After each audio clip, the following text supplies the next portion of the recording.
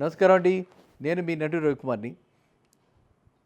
చాలామంది అడుగుతున్నారు, దుబాయ్‌లో పెట్టుబడులు పెట్టడం, దాని మీద మీకు ఏ అవగాహన ఉంది? దుబాయ్‌లో పెట్టుబడులు పెట్టడం ఎంతవరకు కరెక్టు? అది ఎలా ఉంటాయి రిటర్న్సు? అని చెప్పి అడుగుతున్నారు. పర్టిక్యులర్‌లీ మన రియల్ భూమి వీక్షకులకు. సో, మీ అందరికీ నా తరపున నేను స్వయంగా మీ గురించి అని అన్నట్టు తప్పు భావ్యం కాదు. ఎందుకంటే అక్కడ సందీప్ కుమార్ మక్తాల గారు డబ్ల్యూటీఐటీసీ అంటే వరల్డ్ తెలుగు ప్రపంచ తెలుగు సమాచార సాంకేతిక మండలి డబ్ల్యూటీఐటీసీ వారి యొక్క యాన్యువల్ సెలబ్రేషన్స్ 3 డే సెలబ్రేషన్స్ అక్కడ వాళ్ళ లే మెరిడియన్ హోటల్లో జరపటం జరిగింది. దాన్ని నన్ను వారి ఆహ్వానం మేరకు నేను వెళ్ళటం అక్కడికి జరిగింది. అక్కడ తెలుగు ప్రజలందరినీ ఉద్దేశించి మాట్లాడటం జరిగింది. అక్కడ నేను మన వాళ్ళ గురించి అంటే మన తెలుగు వాళ్ళందరి గురించి అక్కడ ఉన్నటువంటి బిల్డర్స్ని కూడా సమావేశపరిచి వాళ్ళతో మాట్లాడి వాళ్ళు ఏ విధంగా ఏ మోడల్లో చేస్తున్నారు, మనకి ఏ విధమైనటువంటి సహాయ సహకారాలు అందించగలరని కూడా చర్చించడం జరిగింది. దాని మీద మీ అందరికీ కూడా చెప్పడం నా బాధ్యతగా నేను భావిస్తూ ఈ అవకాశాన్ని మీరందరూ కూడా వినియోగించుకోండి. మొట్టమొదటిగా మనం తెలుసుకోవాల్సింది ఏంటంటే, మనకి హైదరాబాదులో లాగా కాకుండా ఏంటి 20% అప్రెంట్ కట్టాలి, 15% మినిమం అయితే 15-20% లేనిదే మనకి ఇక్కడ బుకింగే జరగదు. ఇక్కడ మనకి అగ్రిమెంట్ ఫర్ సేల్ కానీ అవి కానీ ఉండవు. కానీ దుబాయ్లో మనం తెలుసుకోవాల్సింది ఏంటంటే, ఒక 2 కోట్ల ప్రాజెక్టుకి 2 కోట్లు టోటల్ ప్రాజెక్టుకి కాస్ట్ ప్రాజెక్టుకి జస్ట్ మనము స్టార్టింగ్ విత్ 3 lakhs బుకింగ్ చేసుకోవచ్చు. Everything is legalised. ఫస్ట్ తెలుసుకోవాల్సింది ప్రొటెక్షన్. అన్నిటికీ కూడా ప్రొటెక్షన్ ఉంది. ప్రతి దానికి కూడా అప్రూవల్స్ తీసుకునే వాళ్ళు ఉంటున్నారు. వాళ్ళు కస్టమర్ని బట్టి కస్టమర్ ప్రొఫైల్ని బట్టి వాళ్ళు పేమెంట్ షెడ్యూల్ జనరేట్ చేస్తున్నారు. అది beauty in Dubai. Dubai investment ఎందుకు తెలుగు వాళ్ళు పరిగెడుతున్నారు? దుబాయ్ వాళ్ళు ఇక్కడికి వచ్చి మన తాజకృష్ణ హోటల్లో, హయాత్ హోటల్లో, ఈవెన్ ఐటీసీ కోహినూర్ హోటల్లో అన్ని 7 స్టార్ హోటల్స్లో వాళ్ళు ఇక్కడ స్టాల్స్ పెట్టుకోవటము, ఇక్కడ రమ్మంటము, వెళ్ళటము ఇవన్నీ జరుగుతుంది. Every month minimum 2 at least 2 such functions they are organizing. అర్థమైందండి.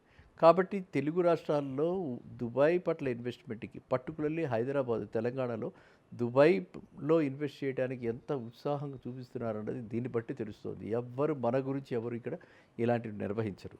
అయితే నేను తెలుసుకున్నది ఏమిటంటే అక్కడ మనం ఒక 2 కోట్ల ప్రాజెక్టు, ఒక స్టూడియో అపార్ట్మెంట్ 2 కోట్లు అవుతుంది. 2 కోట్ల ప్రాజెక్టులో కనుక మనం ఇన్వెస్ట్ చేస్తే మనకి వాళ్ళు చెప్పినట్టు, ఎందుకంటే దుబాయ్ అంతా కూడా టూరిజం మీద డిపెండ్ అయి ఉంది. దుబాయ్ అంతా కూడా మొత్తం దానికి main source of income tourism. So ఆ main source of income tourism కాబట్టి ఆ టూరిజం మీద వాళ్ళు చాలా వెచ్చిస్తున్నారు. అక్కడ టూరిజంలో వాళ్ళు ఎక్కడ చూసినా సరే ప్రతి దానికి టోల్ గేట్ ఉంటుంది, ఎంట్రీ ఫీ ఉంటుంది. ఏది తీసుకెళ్ళినా సరే అవి ఒకటి ఉంటాయి. అండ్ నీట్నెస్, క్లీన్నెస్, సెక్యూరిటీకి అసలు డోకా లేదు. అయితే ఇవాళ మనకు అక్కడ మనం 6 రేంజ్లో అక్కడ కనుక పెడితే వీఆర్ గెట్టింగ్ గుడ్ రెంట్. అక్కడ 6 రేంజ్లో మనం కనుక ఎంత పెడితే అక్కడ మనకి 10% దాకా కూడా రెంటల్ వాల్యూ వస్తుంది. రెసిడెన్షియల్ ప్రాపర్టీ నేను మాట్లాడేవన్నీ కూడా రెసిడెన్షియల్ ప్రాపర్టీ గురించి. ఇండియాలో మనకి హైదరాబాద్లో 4-5% వస్తుంటే అక్కడ 10% వస్తుంది, డబల్ వస్తుంది. అక్కడ అది ఫుల్గా ట్యాక్స్ ఫ్రీ జోన్. ఈ రోజు అయితే ఈ పర్టికులర్ దీని వరకు మనకు తెలిసిన వరకు ఏ మాత్రం కూడా దాని మీద ట్యాక్స్ లేదు. అక్కడ మనం సంపాదించే ఇన్కమ్ మీద ట్యాక్స్ లేకుండా ట్యాక్స్ ఫ్రీ జోన్ 2. ఇంకా మూడోది వచ్చేసి వాళ్ళు అక్కడ ఏంటంటే ఇక్కడలాగా బ్యాంక్స్, లోకల్ బ్యాంక్స్ 80%, 90% లోన్లు ఇవ్వట్ల. అక్కడ వాళ్ళు మ్యాక్సిమం 60% వరకే ఇస్తున్నారు. 40% మనం కంట్రిబ్యూట్ చేయాలి. ఆ 40% కంట్రిబ్యూట్ చేయడానికి ఒక 5 ఏళ్ల ప్రాజెక్టులో మనం ఇన్వెస్ట్ చేస్తే ఇవాళ మనం ఒక 3% మనం స్టార్ట్ చేసుకుంటే తర్వాత నుంచి 1% చొప్పున ఒక 30 నెలలు 36 నెలలు మనం కట్టుకుంటూ పోతే 36 నెలల్లో మనం 36% మనం ఇనిషియల్గా పే చేసిన 3% కలిపి 40% అవుతుంది. అప్పుడు మనకి లోన్ శాంక్షన్ చేసి ఆ రోజు నుంచి మనకి బ్యాంక్ డిస్బర్స్మెంట్స్ జరుగుతూ ఉంటాయన్నమాట. సో అక్కడ దుబాయ్లో 60% మ్యాక్సిమం బ్యాంక్ లోన్ ఇస్తున్నారు. ఇది రెండోది. ఇంకా అన్నిటికంటే మెయిన్ ఏంటంటే ఇక్కడ హౌసింగ్ లోన్కి మనకి మినిమంలో యావరేజ్లో 8-8.5% మనకి ఇక్కడ హౌసింగ్ లోన్ ఇంట్రెస్ట్ రేట్ ఉంటే దుబాయ్లో మ్యాక్సిమంలో 5-5.5% ఉంది. అంటే అక్కడ వాడు కరెక్ట్గా పర్ఫెక్ట్గా ఎకానమిక్ మోడల్లో ఏమి అంటే రిస్క్ తక్కువ 60% కదా వాళ్ళు ఇచ్చేది. ఇంకా మనం 50% తీసుకుంటే, మనం 40% తీసుకుంటే ఇంకా ఇంట్రెస్ట్ రేట్ తగ్గుతుందనమాట. So that way they are doing wonderful thing. ఆ ఇంట్రెస్ట్ రేట్ అనేది రిస్క్ తోటి లింక్ చేసి వాళ్ళు ఆ విధంగా ఇవ్వటం జరుగుతుంది. నెక్స్ట్ మనకి ఇంకా చూసుకుంటే మెయింటెనెన్స్ కూడా ఈ కంపెనీలు నేను మాట్లాడిన వాళ్ళు శోభా డెవలపర్స్ కానీ, అజీజీ అని కంపెనీ ఉంది. అజీజీ కంపెనీ వాళ్ళు కానీ, దానిపై వాళ్ళు కానీ 7-8 మంది కంపెనీల వాళ్ళు వచ్చారు. వాళ్ళందరూ కూడా విల్లింగ్నెస్ ఉంది. వాళ్ళంతా కూడా ఇంకొక ఫెసిలిటీ మన వ్యూవర్స్ అందరికీ కూడా ఇవ్వదలుచుకున్నారు.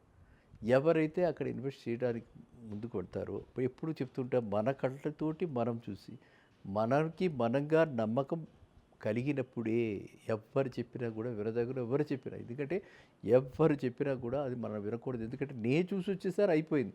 మళ్ళీ వెళ్ళేటప్పటికి మార్పులు ఎలా చేర్పులు ఎలా ఉంటాయో తెలియదు కదా. మీరు కూడా మీ అంత డబ్బు మీది, cash is king and you are the holder. So మన ఎవరి డబ్బు వాళ్ళు జాగ్రత్త పరచుకోవాల్సిన అవసరం ఎంతైనా ఉంది. చూస్తున్నాం ఎన్ని రకరకాల మోసాలు అవుతున్నాయి, దగాలు అవుతున్నాయి. కాబట్టి ఎవ్వరు కూడా ఎలాంటి ప్రలోభాలకి గురి కాకండి, షార్ట్ కట్స్ వెళ్ళకండి. దుబాయ్కి మీరు ఓన్లీ మనం డిపెండింగ్ ఆన్ ది ఫ్లైట్ 50,000లో వెళ్ళిపోయి రావచ్చు మ్యాక్సిమం. చక్కగా కంఫర్టబుల్గా వెళ్ళి రావచ్చు. వెళ్ళిన తర్వాత అక్కడ మన వాళ్ళందరికీ కూడా ఎవరైతే ప్రామిస్ తోటి చేసుకుంటూ వెళతారో వాళ్ళందరికీ అకామిడేషన్ ఇవ్వడానికి 3 days అకామిడేషన్ ప్రొవైడ్ చేయడానికి బిల్డర్స్ నాతో ఒప్పుకున్నారు. అర్థమైందండి. 3 days free accommodation by the builder. కానీ కొన్ని ఒకటే షరతు పెట్టారు. ఏంటంటే ఒకవేళ వీళ్ళు ఆటపాటలుగా వచ్చి పడిపోతే మాత్రం వాళ్ళ దగ్గర మేము కలెక్ట్ చేసుకుంటాం డబ్బులు. Otherwise we'll give them 3 days మీకు కంప్లీట్గా వాళ్ళకి అన్నీ చూపిస్తాము, మా ట్రావెల్ మా దగ్గరలో చేస్తామండి అని చెప్పారనమాట. సో ఇది ఒక మంచి ఆఫర్గా నేను అనుకుంటున్నాను. అండ్ ఇది అక్కడ చూస్తే గతంలో చూస్తే ఎప్పుడు చూసిన సరే ఈ ప్రాజెక్ట్ అయ్యే టైంకి మనం ఎంత ఇన్వెస్ట్ చేసామో అంతకి, అంటే టోటల్గా మనం ఒకేసారి ఇన్వెస్ట్ చేయట్లా. మనం ఇన్వెస్ట్ చేసిన టోటల్ మొత్తానికి అంటే మనం గ్రాడ్యుయేట్గా 5 years మీద ఇన్వెస్ట్ చేస్తున్నాము. We are getting minimum 40-50% returns. అక్కడ అమ్మటానికి కూడా వీళ్ళే హెల్ప్ చేస్తున్నారు. ఒకవేళ మనం అమ్మేసుకుందామంటే వీళ్ళే హెల్ప్ చేస్తున్నారు. ఇదే ఎవరైతే మనకి రియల్ ఎస్టేట్ అక్కడ కన్సల్టెంట్స్ ఉన్నారో వాళ్ళే.